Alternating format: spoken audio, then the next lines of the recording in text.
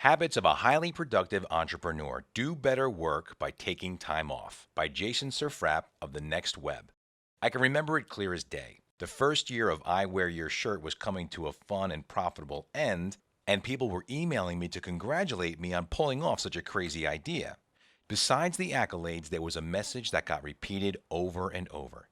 Jason, you did a great job with the first year of I Wear Your Shirt, but you need to plan to take some time off. Working 365 days a year isn't sustainable and you need to give yourself a break. I read those emails, and there were lots of them, and thought to myself, psh, only normal people need days off. I'm superhuman. I was dead wrong. Throughout 2010, fatigue started to set in. I started to have trouble sleeping. I started to have a hard time thinking up creative ideas for my daily videos.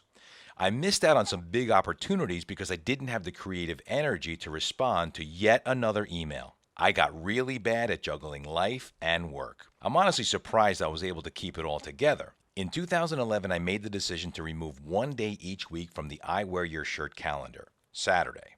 Removing Saturdays meant I would lose around $35,000 in revenue. That's not an easy pill to swallow, but I knew I couldn't continue working myself to the bone for another 365 days straight. While that one day off was helpful, the damage was already done. I couldn't recharge my batteries completely on one day per week, especially after 730 plus days without a break. Plus, those Saturdays became an attempt to try to get ahead of the game, so I ended up working anyway. Ugh. This trend continued until 2013 when I simply couldn't do it anymore, and in May of 2013 I hung up my final sponsored t-shirt. Unfortunately, I had exhausted myself beyond repair when it came to I Wear Your Shirt. So how does this apply to you? I'm sure you're not planning a 365-day-a-year business. Please don't.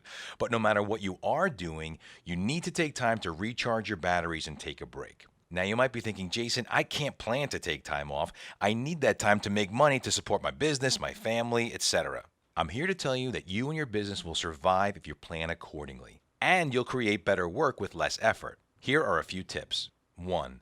Schedule your time off and then take that time off. It's easy to fill every hour with work, checking email, brainstorming, building, coding, etc. But if you don't schedule breaks for yourself, you'll hit a wall that you simply can't ever get over. Schedule time off from your business and be diligent about using that time to relax, enjoy time with friends and family, and just clear your mind. This doesn't have to be a vacation in the Bahamas either. Staying off your computer and social media on the weekends is a great start. Why not take a road trip to see a friend in a nearby city? Take your family to a beach or a lake. Go camping, in your backyard even.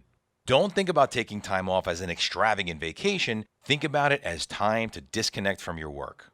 Number 2, aim to make the money you need for a month in the first week or two of your business. My friend Brian gave me this advice a few years ago, and it was eye-opening. If I could make all the money I would need for a month in just 1 week, I could easily give myself time to relax and disconnect often.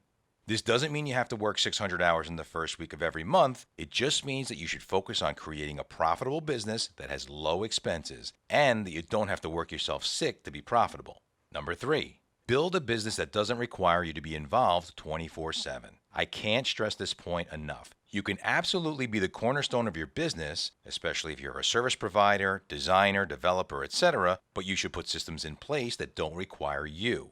Can you get a virtual assistant to handle your emails and give you a daily digest? Can you hire a part-time project manager that you pay hourly who can take care of customer service and planning issues? Can a family member take care of things like accounting, contracts, etc.? I know all of these tips may not apply to people who work 9-to-5 jobs, but my biggest tip for you is to turn off your work after 5 p.m. Don't check email, don't answer work calls, don't even think about your job after 5 p.m. This is one of the biggest advantages that employers take of their employees. They expect people to work around the clock, but only take payment for 8 hours of work a day.